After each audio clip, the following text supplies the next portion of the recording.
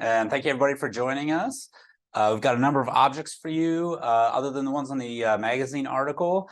And with that, I think we're going to dive right in. So we're going to start off with something that you may not think as traditionally being associated with alcohol. We have here an 18th century scythe. Many thanks to Bob and Jane Cohen for donating this. This is a late 18th century scythe. It was made by Jacob Scholb in southeast Pennsylvania. When we take a closer look at it, I can actually show you the maker's mark on there. But we picked a scythe as the first object because this is actually associated with one of the times of year that people would have consumed the most amount of alcohol in colonial America, and that came at the harvest time. Whether you were harvesting corn, wheat, rye, people at that time thought that you needed to consume a lot of liquor or spirits, distilled spirits. They thought that it would stave off heat stroke, it would protect you from the elements, it helped your immune system. In fact, founding fathers in Continental Congress during the hot months were continuously drinking liquor, even if they were just sitting, in the room where debates were going on. They thought that this was important for your health, much in the same way today we tell people to, drink Gatorade or drink water if you're going to be out in the sun. But so while people were using a scythe like this to harvest those grains that would also be turned into alcohol, they would be continuously drinking liquor while they were doing that. So we take a little bit closer look at this.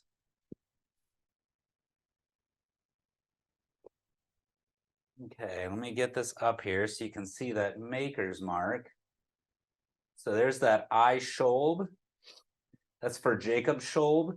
He was working in Bucks County, Pennsylvania, and he actually started making gun barrels right towards the end of the Revolution. There are a couple of long rifles that he knew, or that we know that he made the barrels for. So this is a very typical scythe from the era. This would be used to harvest, wheats, grains, rye, grasses, and these would be important products for making your distilled spirits, even wheat for beer.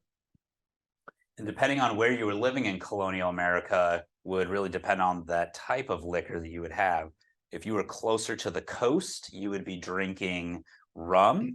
Sugar was easier to get to, but as you moved west, especially as you go over the Appalachian Mountains, and you get into the Ohio River Valley, you're going to be drinking more wheat-based whiskeys and ryes. Okay, set that aside. I'm going to bring the camera down a little bit for this one.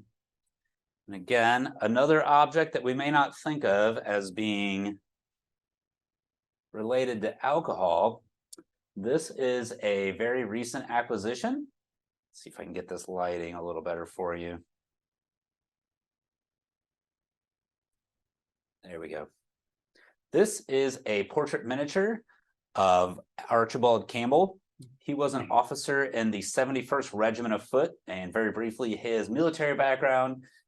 He was serving in Boston during the Siege of Boston. He was captured in Boston Harbor in 1776, and he was held captive by the Continental Army until late 1778 when he was exchanged for Ethan Allen of the Green Mountain Boys. Archibald Campbell came back into service. Henry Clinton sent Campbell with about 3,000 men down to Savannah. He captured that. He then marched inland, captured Augusta, and became briefly one of the last colonial governors of Georgia. And then after that, he gave up his military commission, returned home to Scotland, where he had this portrait done in late 1779, likely for a family member.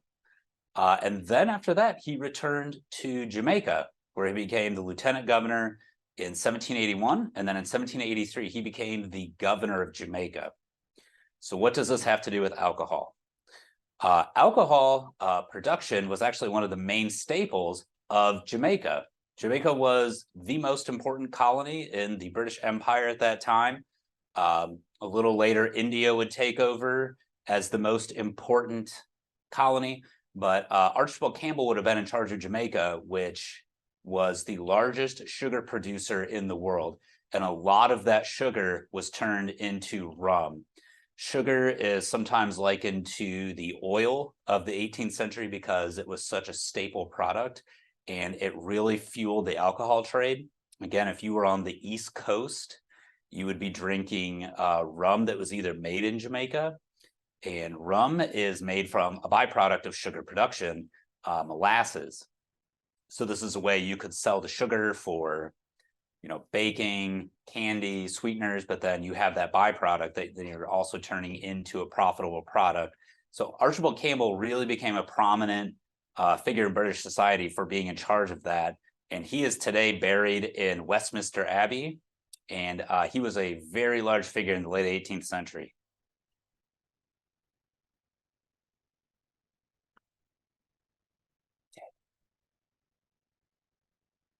Just 1 second, I'm getting this newspaper out for you.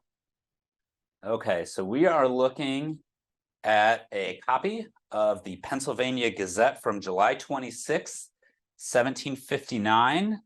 This was a generous gift of Mrs. James Williams.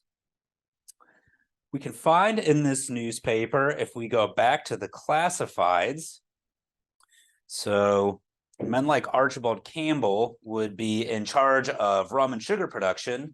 You would also be having wine and other types of alcohols being produced in Europe, and these would be infrequently available in the colonies. So you'll find in the newspaper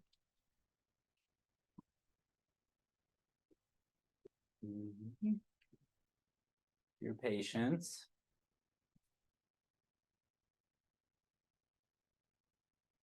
All right, well, I will read this out for you. Looks like it's having a little trouble focusing. Daniel Rundle at his store in Front Street, near the corner of Walnut Street, a variety of European and India goods suitable for the season. Also, Madeira, Tenerife, and white wines by the pipe, hogshead, or quarter cask, plain and cherry brandy. West India and New England rum. So here you can see in this ad where you are getting that rum either made in, they call it West Indian. That means Jamaica or the West Indies or the Caribbean. Or some of that molasses is also being brought up to New England. And New England was a big center of rum production, which is something we don't often think about today. As we go down the column in this newspaper, we can find various more ads. Here for Stocker and Fuller.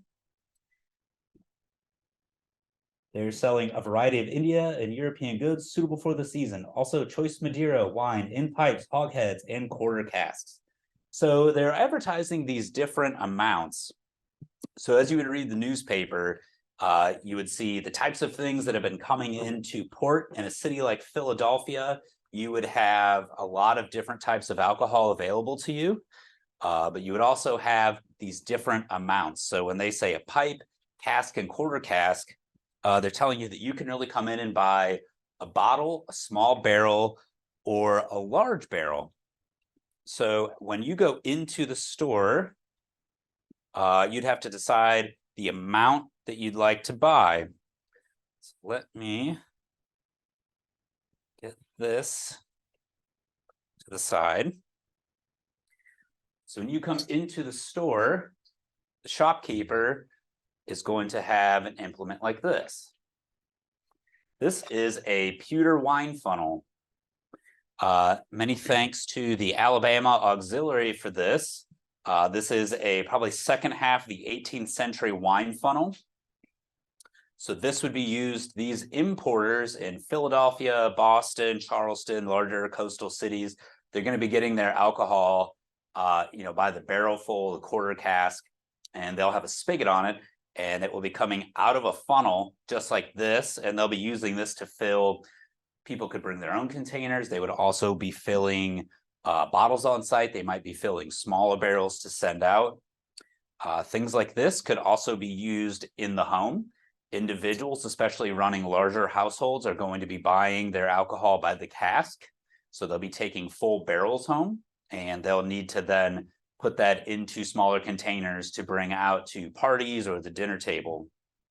So you have your wine funnel, and then your merchant may be importing your wine by the bottle or by the cask. So we have here, turn it this way so you can see the whole thing. This is a 1760s to 1780s French wine bottle. Again, thanks to the Alabama Auxiliary for this. You can see this is really taking on the shape and form of a modern wine bottle today. If you go into a wine shop, you're going to see this basic form. You can actually see here on the bottom, you can see the punty marks. All of these bottles are being blown by hand. And actually today, we still have this tradition of the bottom being pushed up into the bottom of a wine barrel. That's kind of a callback to the 18th century when bottles are being hand blown. But you can see up here on the rim too, you can see where this was done by hand, cut by hand. But this is what a lot of wine from France would be coming in. But we have also, bottles of this form have also been found in Revolutionary War campsites. Soldiers are going into taverns and shops. They're buying wine, they're buying liquor sometimes. Sometimes they're using bottles like this as canteens. But this is what you would go in and you could buy a smaller amount to take home. Another type of bottle is this a little bit earlier wine or rum bottle. Thanks to Troy and Christine Bailey for this. This one probably dates from the late 1740s to the 1760s. This is another form that is routinely found in Revolutionary War campsites, but this is also a popular form in the colonies. You could reuse these. Liquor and wine would be imported into North America in these bottles. Again, you can see these are hand blown. They're not totally flat on the bottom. You can see on the rim here where this has been twisted a bit. You can still see the working marks. But again, these would be reused again and again. Soldiers like to carry these. And this one was actually found in a privy pit northwest of Philadelphia, which if you don't know what that is essentially an outhouse that people would also use for the garbage. It has been cleaned. But that is a very typical bottle. You can see it's moving towards that modern shape of a wine bottle that we recognize today. So speaking of soldiers and how they would be getting their alcohol, we have here, this is a gill measure, and this was donated by Tony L. Vetz Sr. in memory of Emma Vetz. Thank you to the Vetz family for this. A gill is a colonial name for a measurement. It is 4 ounces. So in the Continental Army, every soldier, every day, was supposed to get a gill of spirits. So that could be whiskey, rum, other distilled spirits. But this is a gill measure that could be used to pass that measurement out. So you can actually see here on the rim, turn this light off, you can see it. Just above my thumb, there's an A. That is the stamp used in the state of New York for a 4-ounce gill measure. But as soldiers would be marching, it's often how their daily ration was given to them, that they would be marching in line, and then these would be used to give out 4 ounces at a time. Soldiers could put it into whatever containers they had. Some soldiers would use it later that day. Some would drink it immediately, especially if they had not eaten in a while. But that's an aspect of the 18th century that we don't think about today. We would never think today to give people in the Army 4 ounces of liquor at the end of each day. But back then, again, just like farmers, it was believed that people who were going through very rigorous physical activity, they needed spirits to keep their constitution up, so to speak, and to stave off heat stroke and exhaustion. Let's look at that. So we talked about soldiers waiting in line and getting their daily gill. This is a type of container that they would use to hold that. This is called a rundlet canteen. It probably holds about 7 or 8 ounces. And oftentimes soldiers would carry 2 canteens. They would have a larger one for water, and then they would have one about this size that would usually be used for spirits, most often rum. If you look closely, you can see this one actually still has some of its original green paint. And there are on each end some initials carved in there. This was common for soldiers to initial their equipment so that if it got lost, it essentially has their name on it. But this would be a very common thing that they would use to hold their daily gill, or when soldiers were on the march, they were often responsible, for getting their own water, and then oftentimes, getting their own daily gill. So they would go into a tavern, that wine funnel would be put in top here, and this would be filled with spirits, and the tavern keeper or the shopkeeper would have to decide, what they were going to charge for it. Let's look at that. Okay, so we talked about alcohol coming to North America, being stored in North America in larger containers, and it needing to be placed into smaller containers for serving. So this is an example of what would be used in the home. This is a 1720s Westerwald jug. This was a gift of P.G. Lindsay and Billy Brock. Many thanks to them for this generous donation. So this was actually made in Westerwald, Germany, explicitly for export to North America or to Great Britain. You can see on the front here, you actually have the GR cipher, and that is for Georgius Rex, which is Latin for King George. So this is probably for George I or George II. These have been found in archaeological digs in places like Mount Vernon, Colonial Williamsburg, Boston. These are being imported into North America in large numbers. They show not only that the person who has these has the taste and wealth to have such a jug in their home, but it's also showing their patriotism. They're a proud British subject. They're proud of their monarch. They're proud to be British. And if we look a little bit closer here in the cipher, you can see there is a crown up here. And I will try to show you down here at the bottom. Under the GR, you can see there's a little cherub. And then just below the lower arm of the R, I think you can see it right there a little bit, there's an SW. That is actually for the individual craftsperson in Germany who made these. Some of those individuals have been identified. These are made by hand, painted by hand, and glazed. This is a lead glaze, so you would not want to drink out of these today. You can also see on the back here, between my thumbs, there's a number 3. That's for 3 pints. So if you went to dinner, say at Mount Vernon in the 1760s, George Washington, George and Martha would have large casks of beer, cider, wine, probably whiskey and rum in the storerooms at Mount Vernon. And to get the liquids to the table, the enslaved servants are probably going to be transferring those liquids into a container like this. So when you're actually sitting at table having dinner, depending on who you are, depending on what meal of the day, it might be served, the liquids might be served to you out of a vessel like this. Certainly if it's an evening formal event, they're going to be using silver or porcelain. But even when a jug like this is not being used, it's going to be out, on the mantle or in a case where it can be seen by anyone who visits the house. Okay, one last look at that. So we'll just keep on with that idea that you've gone to Mount Vernon for a formal event. So what are you going to actually be drinking out of? We have some examples here of a wine or a cordial glass.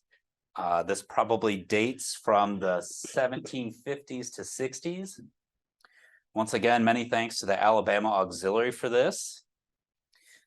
So the size of this cup, it could be used for wine or cordials. And by cordials, we're talking about, brandy. There was some schnapps coming in, but, lower alcohol distilled fruits. And you can see, if I can bring it up here, this was a very popular style called the trapped air. And you can see in the stem, there's actually a bubble, an air bubble in there. This was a very popular style, in England and in North America. Many of the founding fathers, George Washington especially, followed all the latest English fashions. And they're actually still in the Mount Vernon collection today. Cups very similar to this one. You can see it's not a large wine glass. But again, these are blown by hand, but these would have been imported into North America in sets. If you went to a fine restaurant, you might also be drinking out of something like this. Show you one more example, another cup donated by the Alabama Auxiliary. This is another wine or cordial glass. And I'll try to get a close-up view of the stem here. This is another trapped air stem. You can see there's multiple spirals inside there. And again, these are hand blown, but these were very in vogue in the decades just before the Revolution and continue to be used after the Revolution as well. But if you were a person of means, you would want to have cups like this. So when you have guests over, you can show them that you are following the latest styles, you are a person of means and a person of taste. Okay, let's look at that. So those two wine or cordial glasses are how you might consume your alcohol, at a cocktail reception or having, sitting at a dinner table. But say if you're at a more raucous party or a more celebratory party, you may be drinking out of a vessel like this punch bowl. Let me get this set up for you here. This is a probably 1775 to 1780 Delftware English punch bowl, and many thanks to the Missouri Auxiliary for this donation. You can see it is about 12 inches across. It is very highly decorated. I'm going to lift this up so you can see the sides. This is all hand painted in England. And we do know from archaeological remains that punch bowls like this are being imported into North America in pretty large numbers. These were very popular and fashionable in the decades just before the Revolution. So you can see in the bottom there, you have the words trade and navigation. So just like with our GR cipher jug that we were looking at a couple objects ago, this is another object that shows your patriotism and your taste. So this is highly decorated. These would not have been inexpensive. You would have had to have been a person of means to afford these. So to have it in your home at all shows your taste and your affluence. But then also the words in here, trade and navigation, these are a nod to the British economy and likely the British Navy. So trade refers to all of the products that are being brought into North America from England and Great Britain and its other colonies.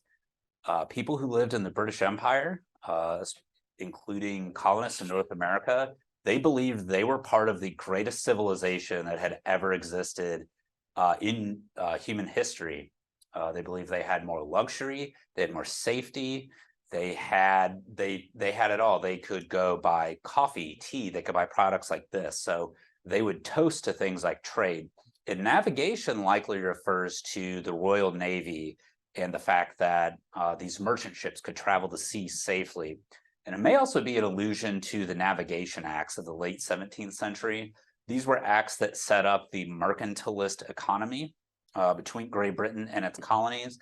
And what this did, in essence, was force the colonies to trade exclusively with Great Britain.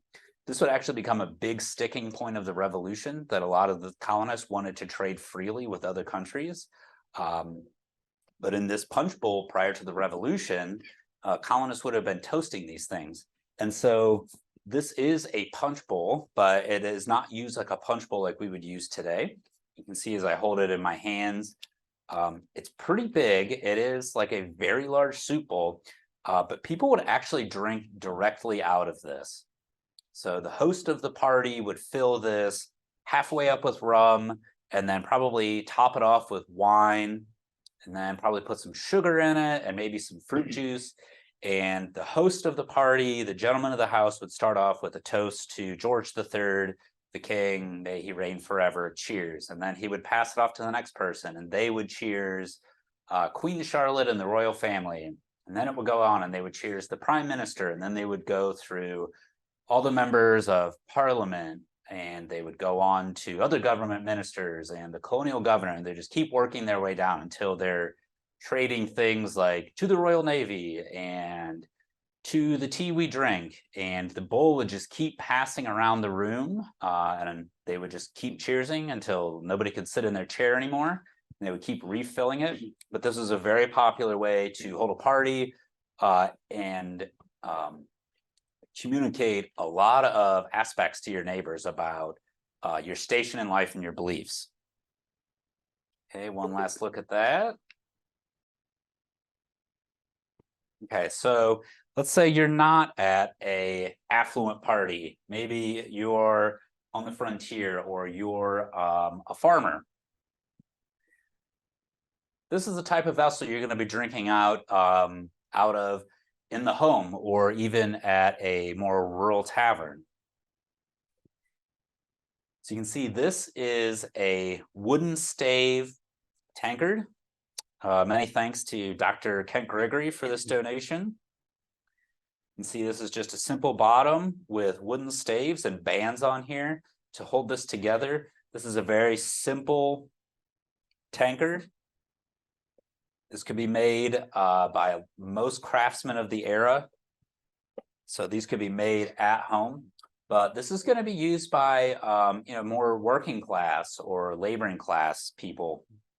You would be drinking all types of things out of this, most likely cider or beer. And as long as you took pretty good care of them, and oftentimes you needed to keep liquid in them, just like a whiskey or a wine barrel. If it dries out, it will no longer be waterproof. But these could serve a family for a very long time. This one probably dates from the late 18th to the early 19th century, but in form and function, these have been in use, going well back, into the medieval era. Okay, one last look at that. So if we go, say we head into town and you are more of a professional, maybe more of a middle class craftsman, clerk, something like that, you're going to be drinking out of a pewter tankard looking like this. If you go into a nicer tavern or a restaurant in Boston, Philadelphia, New York, they're going to have pewter tankards like this. These were very popular. These were being imported into North America in very large numbers. You can see it has a very finely worked handle on here. You have your thumb clasp on here to open the lid. And you can see down inside there. And I will try to get it oriented. You can see there's actually the maker's mark in the very bottom of the tankard there. This was actually made by Joseph Townsend in London. You can also see here's another mark on here showing that it's been proof that this is an imperial pint. And again, thank you to Dr. Kent Gregory for donating this. These tankards were being imported in huge numbers prior to and just after the Revolution. James Townsend actually, I believe in 1 year, just before the Revolution, I want to say like 1768, he imported 36,000 individual pieces of pewter into Philadelphia alone. So he's working in London, and making tankards like this exclusively for export to North American colonies.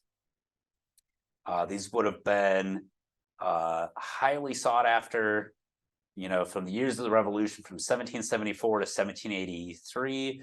They're not going to be being imported, but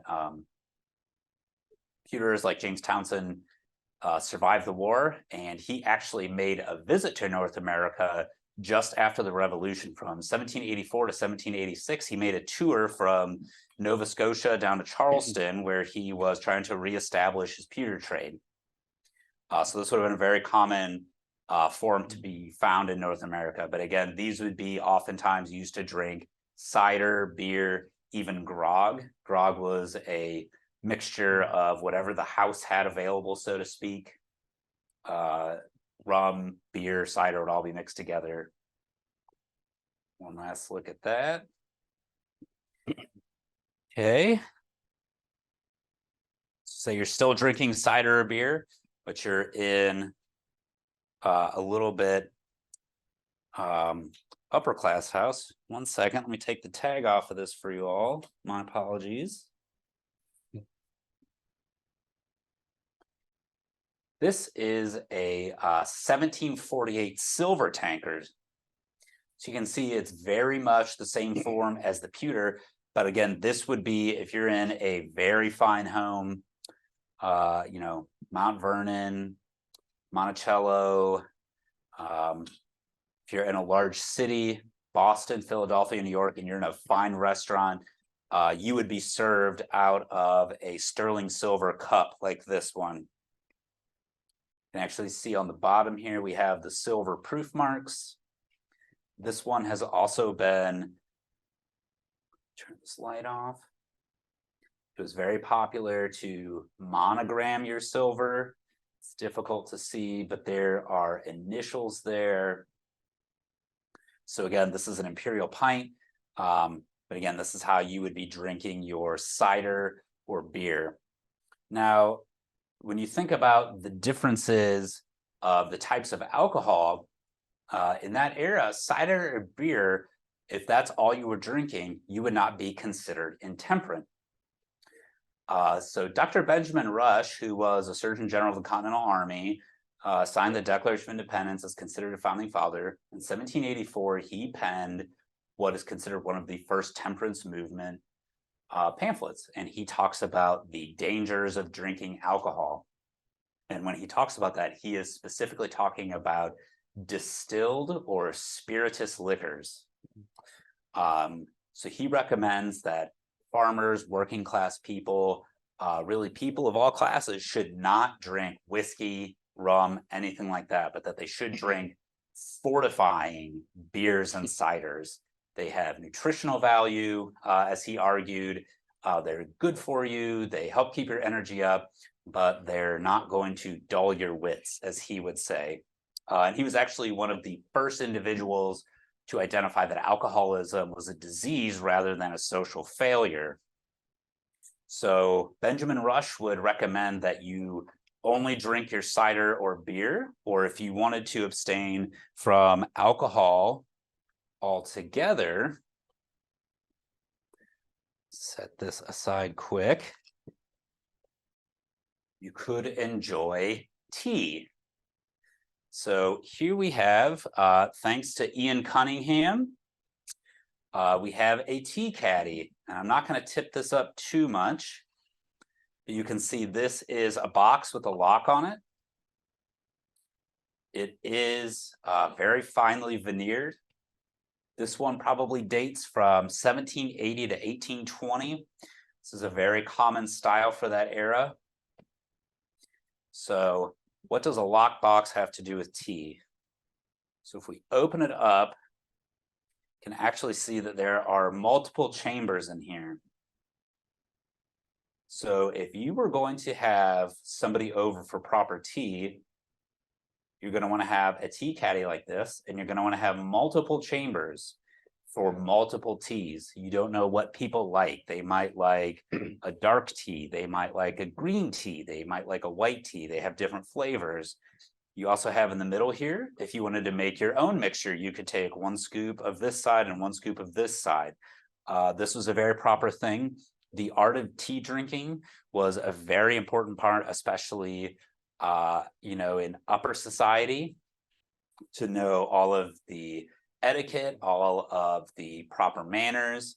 But as an alternative to drinking alcohol, you could drink tea. And especially after the revolution, that would also include coffee where it was available. But much like later in the 19th century with sugar chests, tea caddies were an important part of a proper home. Again, you can see this has the lock on here.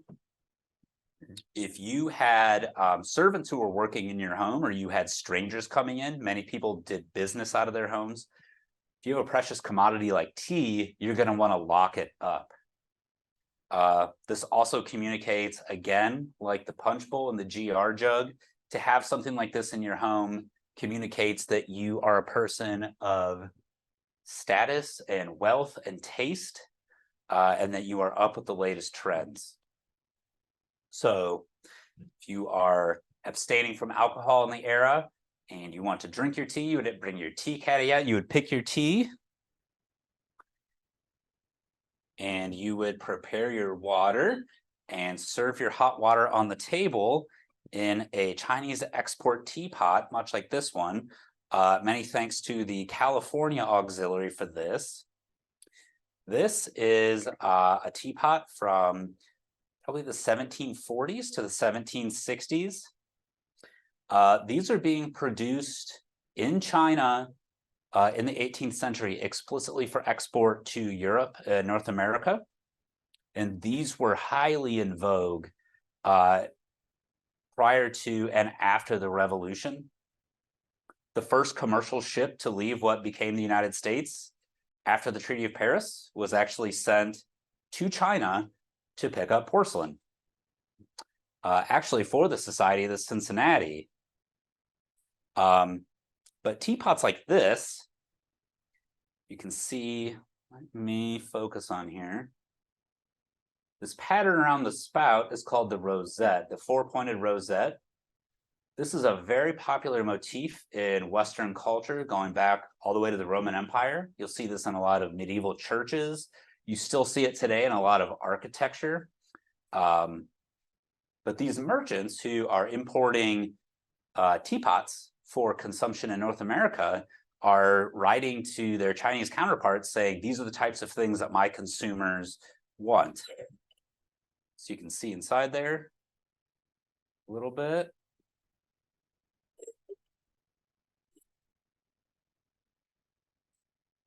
Okay, one last look at this. So if you are also not drinking alcohol, another option is water, depending on where you live. This is a Revolutionary War era canteen. This is a very common form. Again, much like the wooden tanker that we looked at, this is just made out of staves and wood looped around. And many thanks to Jim and Linda Maples, Dr. Kent Gregory, and Don Roberson for this canteen. If you lived in a city, you likely could not drink the water. It's partly why Dr. Benjamin Rush recommended people drink only cider or beer. It was safer to drink. If you did live out in the countryside, though, and you were away from the city, you likely could draw your water from a well or a stream and drink it and be okay. This is also how soldiers during the Revolution would consume much of their water. You can see there's a spout here on top. This canteen would just be plunged into a river. You'd fill it up and carry it with you. And this particular canteen, you can see here, was owned by Joseph Isham of Connecticut. He actually carried this canteen with him in the Revolution. Again, soldiers would often inscribe their canteens so they would not lose them. As soldiers were on the march, or if they were going to battle, finding their own water, finding water was really their own responsibility. Even if they were on the march and they saw a water source, it was not uncommon for soldiers to step out of formation to run over to a stream or brook and fill these canteens up. It would also be common for soldiers who knew they were going to do a very long, hard day's march to go in together and have one person fill their full-size canteen like this with rum or whiskey or whatever they could find at a local tavern. And they could all share it later in the day. But finding water was actually a large issue, a significant issue during the Revolution.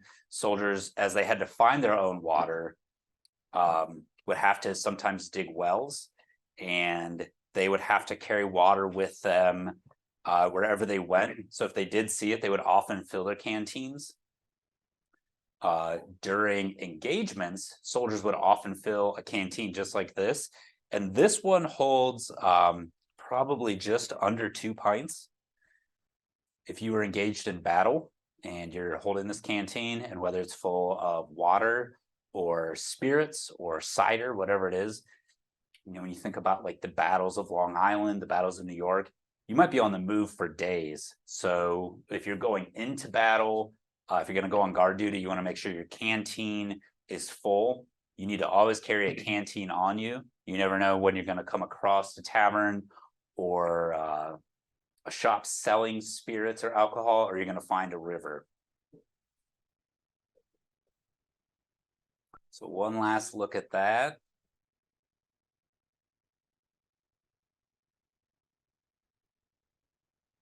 Okay, so I'm gonna set that aside, put this down, and then if you all have any questions, we have plenty of time to take a few.